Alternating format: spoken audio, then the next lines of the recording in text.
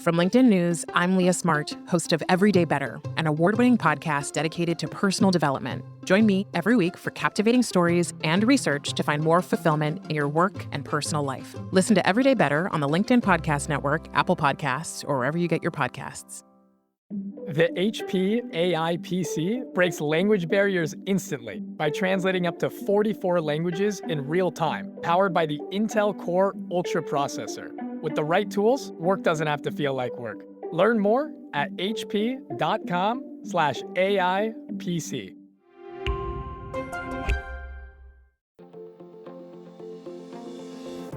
Hello, my friend, and welcome to another exciting episode of Negotiate Anything. Thanks for joining us today. With over 10 million downloads and listeners from more than 180 different countries, it's dedicated listeners just like you who have made Negotiate Anything the #1 negotiation podcast in the world. I'm your host, Kwame Christian. I'm a business lawyer, mediator, author, and the proud CEO of the American Negotiation Institute. Now, before we get into today's insightful conversation, I have a golden opportunity for those of you who recognize the power of negotiation in your professional lives. Have you ever found yourself wishing that you could navigate those high-stakes conversations with more confidence? Or perhaps you're looking to empower your team with the art of persuasion and conflict resolution. At the American Negotiation Institute, we've crafted specialized keynotes and workshops tailored for those very needs. We've transformed the negotiation skills of professionals worldwide, and we're eager to do the same for you. We believe the best things in life are on the other side of difficult conversations, and our goal is to help you improve your lives and the lives of those around you, one difficult conversation at a time. Don't let another challenging conversation leave you second guessing.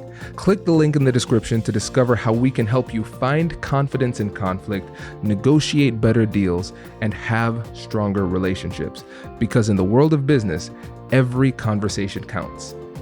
And now, without further ado, let's jump into the interview. Melina, thank you for joining us again, my friend. Absolutely. Always delighted to chat with you and honored to be a guest on the show again. Yes, likewise. So listen, actually, before we go into the typical spiel, we need to send this episode to our buddy, Brian Ahern, because I think he's been on the show 3 times and you have too. So this is a little competition that's happening. I love it. I know. Yes, and I think you and he are in close relation to as far as times on my podcast too. So in competing there, I think he's only been on my show twice and now you've been there 3 times. So the race is on. I love it. Well, cool. So for those who don't remember you, can you tell them about yourself and what you do? Yeah. So I'm Melina Palmer. My company and podcast are both called The Brainy Business, and I am an applied behavioral economist. So help people to understand the psychology of why people buy. But now beyond that, I'm kind of saying it's act, choose, change, and buy. So I have a first book that is What Your Customer Wants and Can't Tell You. My second book is What Your Employees Need and Can't Tell You, about adapting to change with the science of behavioral economics. So I do speaking and help people to understand how they can be more brain friendly in their work. Listen, here at the American Negotiation Institute with the Negotiate Anything podcast, our listeners are very pro-brain. We love to be brain friendly. Okay. So you're in the right place, Melina. I love it. For sure. Yes. So everybody, I know that was a soft shout out, but I'm going to be a little bit more, bold on behalf of my friend here. So Melina has a new book coming out. All right. And I want you all to support it. There's a link in the description. So make sure you check this out. And that's what this whole episode is about. Just really exploring some of the brainy goodness that is in there and really making it enticing for you all to get out there and buy it. So Melina, tell us about this newest book. Yeah. So this book was one. So it's What Your Employees Need and Can't Tell You, like I said. And it really is all about understanding the brain and how it really reacts to change and talking about bias. We just spoke yesterday, Kwame, right, where I was interviewing you about your new book for my show. And I was talking about how in the book, I talk about how there's a bias about biases, but we can't be unbiased. So understanding how the brain makes decisions and being being able to navigate those waters more effectively, to know where you can leverage those biases to be helpful for you, or where you need to sidestep some and have some of that awareness, is really what the book is about. It's about helping people to better lead others through change, whether they're people who report to you on a team, or arguably even more difficult if you're having to influence people who don't report to you, so they have no incentive to do what it is that you want, which is a lot more difficult and often more important when we're trying to have that influence in our organizations. Yeah, absolutely. This is really great. And now for the person who's out there in the workforce, why write this book now? Well, and I felt this was so important that I started writing this book when I had a 3-month-old at home. And so, as you know, it was just the time that I knew that people are dealing with change so much. And it's an aspect of business that isn't going away, and it shouldn't. But the problem is the way that we think about change is wrong, I guess, in the way that you think about change in an organization, and we like to think that it's just the really big stuff. It's a merger. We have to think about this when we're changing our core processing systems, or we're moving locations, we're rebranding. That's the change that matters and we need to ramp up for. And all those other little things just aren't that important, and we don't put enough thought toward them. But the brain thinks and acts in micro decisions. So the average person makes 35,000 decisions every single day. 35,000 decisions on average that we make every day, every person.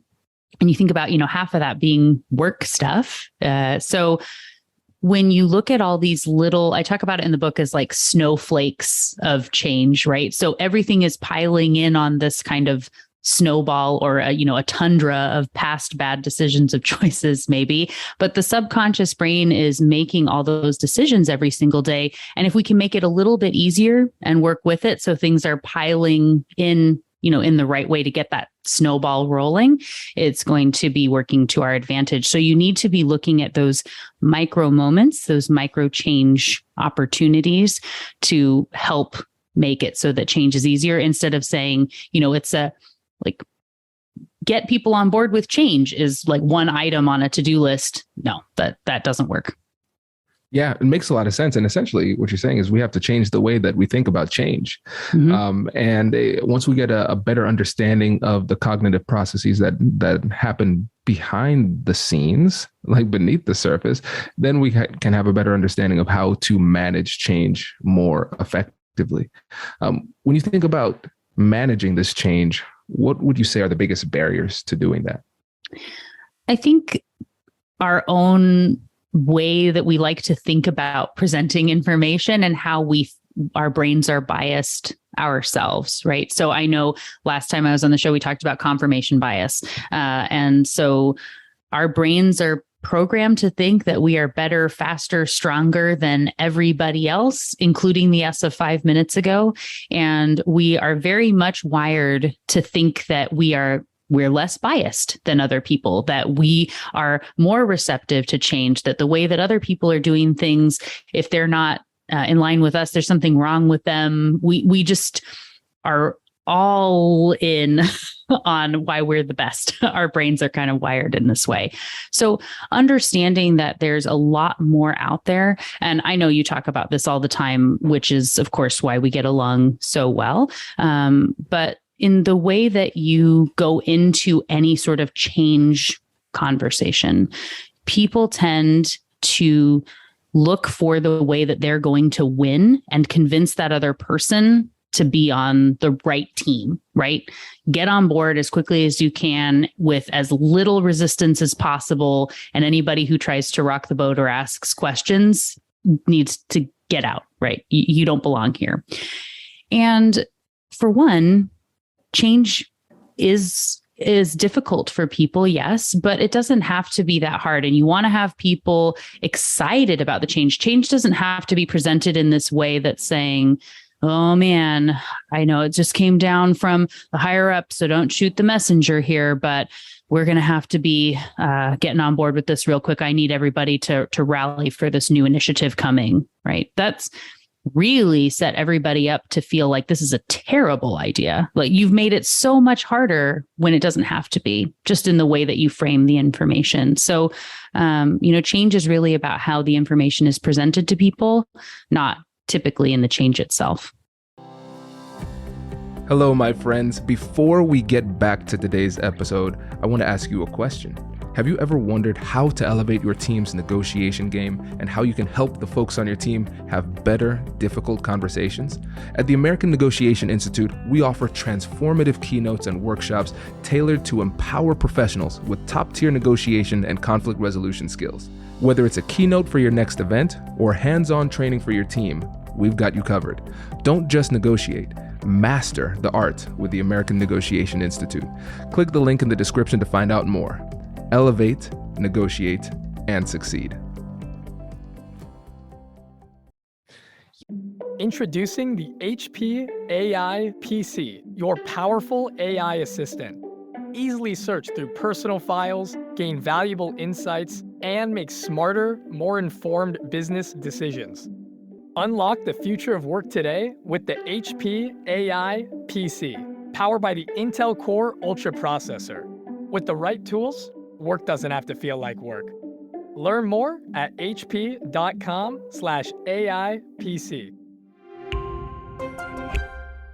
Yeah, that's really interesting because we talked earlier about how there's a bias against bias, but it seems like there is a bias about change where change has to be bad. And then it's almost like if you have that mentality and you go into the conversation with that mentality, it's going to bias the way that you communicate the message, and it turns into a self-fulfilling prophecy. Yeah, absolutely. And if you go in, so I like to give the example of moving a desk, right? So change doesn't have to be, even though I'm a behavioral economist, money doesn't have to be exchanging hands for this to all come into play. When it comes to change, I use the same model as I do for pricing strategy, because you are still needing someone to buy in on whatever idea you're selling them on, right? They need to take an action, and we're constantly pitching for something, right?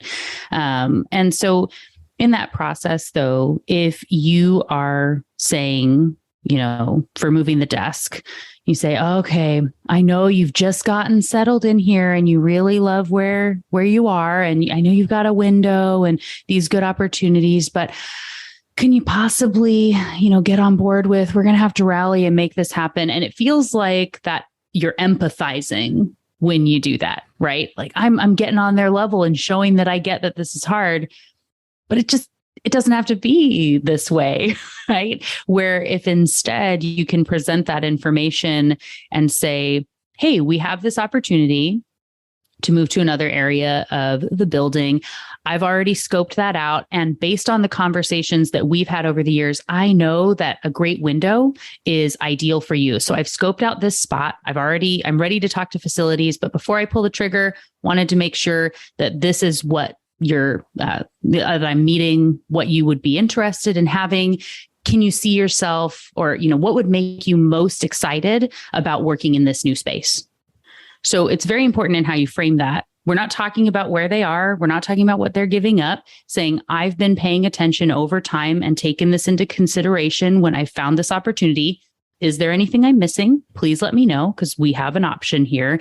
And how would you what would make you most excited in this new space? How can you see yourself being excited about this new opportunity? Is framing the brain for having some loss aversion and endowment effect working for you in the new space, instead of lamenting over whatever it is that they're giving up. This is so good. So listeners, what I'm going to do is I'm going to pretend like I'm a sports commentator. What we're going to do real quick is we're going to rewind and we're going to do this in slow motion, because Melina just dropped some bombs. There were a lot of nuances there that we might have missed. So one thing that you did when you gave the example of how not to ask is that it sounded like a concession already. It sounded like you were losing already. Either the voice, like you said, you were empathizing or sympathizing, and you were almost like bracing for impact as you said that. And so you're triggering the other person, they're saying to themselves, Melina is clearly signaling that something's very wrong. And so that's where their mind is going. And so just understanding the tone and the delivery, that by itself is persuasive. And then when I think back to another classic book, Thinking Fast and Slow, we talk about essentially attention can be like a spotlight. And so when we are asking questions, what we're doing is we are guiding their attentional spotlight to focus on different things. And so you asked a really great open-ended question: what would make you the most excited? And so what we're doing is we're guiding that attentional spotlight, and the answers that they can give in that situation are focused on the positive. So you're starting that interaction with a positive momentum moving in the right direction, versus the first example, which made me cringe. So I'm glad that you used that example. It's really good. Yeah, definitely. And like you said, there's lots of nuance in there. And within the book, I talk through, there's a part one is essentially understanding the brain a little bit better, things like the 35,000 decisions, many others talking about how the brain really works. So then understanding change and what management is about and all that. Part two is getting into some very specific work scenarios that are then looking at bias and at some of the concepts of behavioral economics that can be leveraged to overcome some of those. So people saying things like, he always meets his goals, just do what he does. Like talking about all the reasons why that is not a great approach to things. And also, 2 weeks or 3 weeks, we'll have it in 2, that sort of thing that we hear all the time. And it doesn't have to be this way. So walking through 9 of those scenarios that are broken into kind of a flow of a brain process, and then merging it together in my framework, which is called It's Not About the Cookie, in the way that you present that information and bring it all together. And throughout the whole book, I mix in little, what I call micro shift moments, little tiny things that you could go do something now to kind of get that little treat along the way, a little something that you can change that helps you get a little bit of success as you go. So an example of one of those, because I expect that you might have been asking what would be coming, would be, think about, have you ever, and for everyone who has this as part of their email signature, know that no shame. It was a suggested thing, I think, for a long time from some of the phone companies. But there's the please excuse any typos sent from my phone thing that comes out there, right?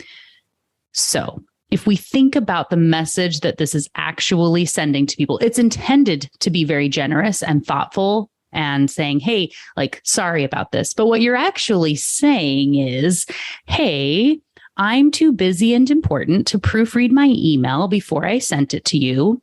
That's your job. And forgive me for any mistakes I made. That's on you. So right. You are so right.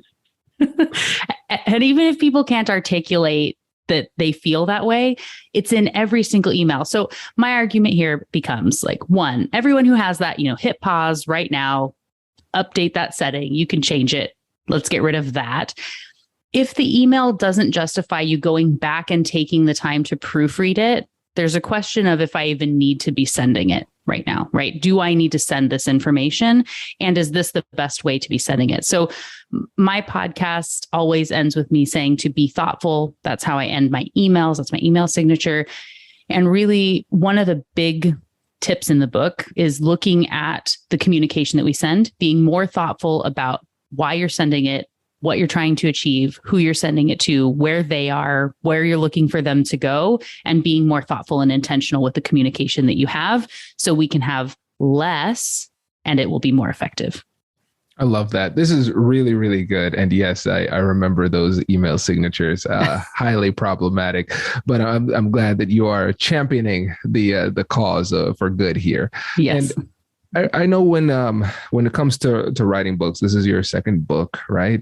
And I know when I was writing my books, there were times where I was kind of surprised at what I found either in the research or as I dug deeper into myself. What were some of the biggest surprises for you as you were reading or writing this book?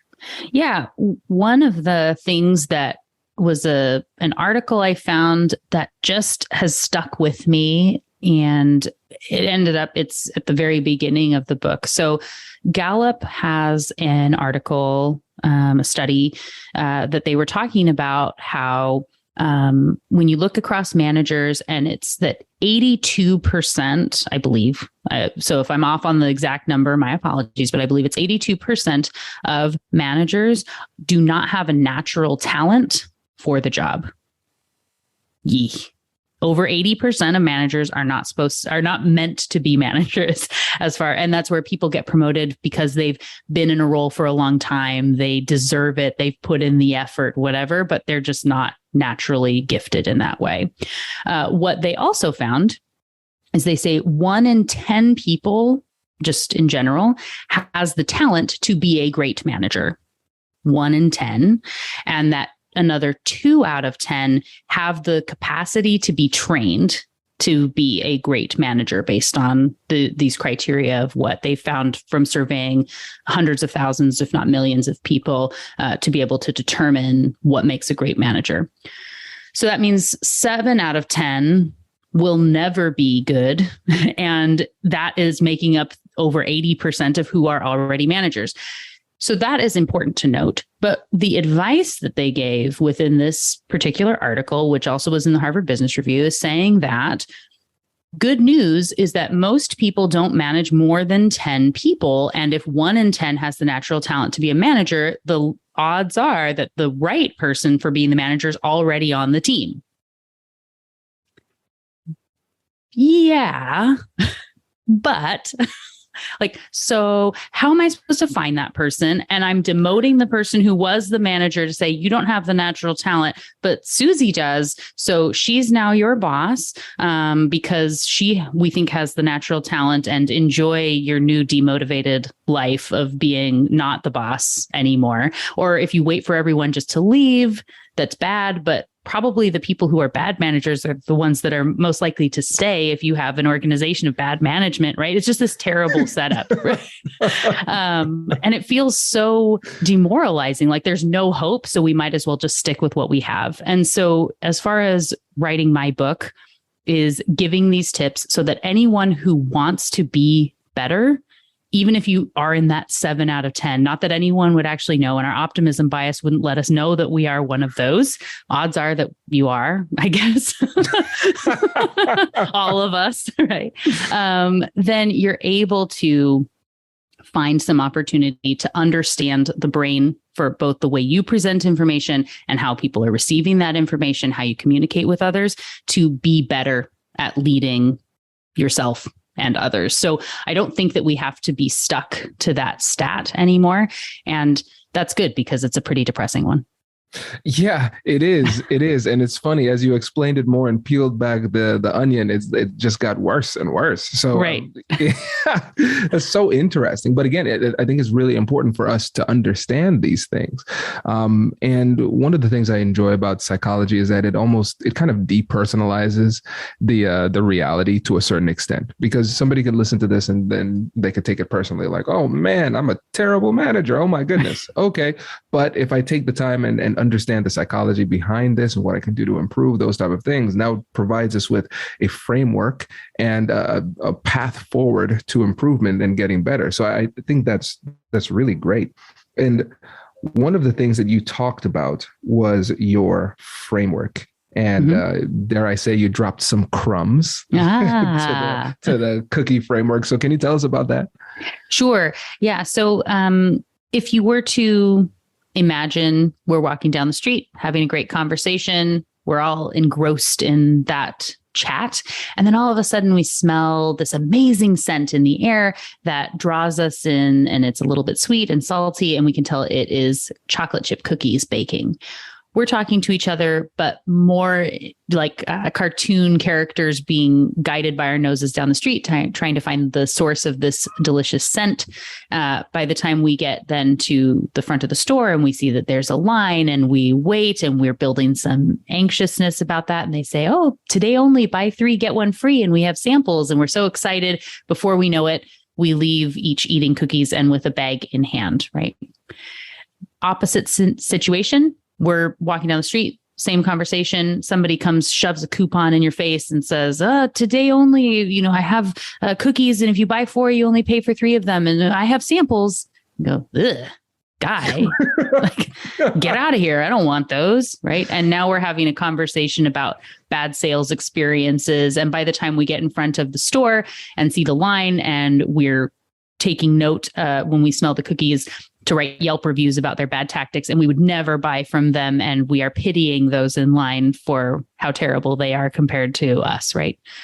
In the first scenario, they could have been $3 a piece and they were 50 cents in the other one. It wasn't about price in this case. Like I said, I use the same framework for pricing strategies I do for change. It's not about the cookie. It's not about the price. We were definitely buying, unless it was ridiculous and they're like $100 cookies in the first scenario. And we are definitely not buying, even if they're very inexpensive and a great value of a cookie in the second scenario, because of the way the information is presented. And there are multiple concepts of behavioral economics incorporated here. We have priming and framing and loss aversion and herding and social proof, reciprocity that are coming into play. But it's also important to note all the same things happened in both scenarios, but in a different order. So understanding the concepts, being able to draw in with the right scent of the cookies is very important to get the brain interested. And then you're following up and having everything else, go in line along with that, versus having that scent of the cookies be at the end. So that's the little bit about how it's not about the cookie. It's not about the change. It's not about the price. It's not about the item. It's about the way that is presented is more important than the change itself. This is great. And let me tell you, I think you have a future in the cookie lobby, because now I want a cookie. I might DoorDash some crumble cookies right now. Yes, this is great. This is great. Yeah. And I know, Melina, we could talk forever, and we know that to be true because we have tested. We often do. Yes. And so let's leave the listeners wanting more here. So let the listeners know again about your new book and how they can get in touch with you. Absolutely. So the new book is What Your Employees Need and Can't Tell You. Depending on when this comes out, it's already on pre-sale. It has been for a while. So definitely that, but it might be available as it comes out October 11th of 2022. And it's where books are sold, right? Amazon, Barnes & Noble, Target. You can find it. You can also go to thebrainybusiness.com to find more about me, my books, my podcast, also The Brainy Business. And you can find me on the socials as The Brainy Biz, B-I-Z. Awesome. Melina, thank you so much. Really appreciate it. Yeah, thanks for having me. Congratulations, you've just joined an elite club. By listening to a full episode, you're now officially on the Negotiate Anything team. So welcome aboard. What most team members do is they subscribe to the podcast because that allows them to automatically get the latest episodes of the show. The best things in life lie on the other side of difficult conversations. Keep learning, keep practicing, and keep getting better. Your relationships will improve, your career will soar, and you'll have the confidence you need to get the most out of these crucial conversations. Again, thank you for joining the team. We're excited to have you, and I will see you in the next episode. I'll catch you later.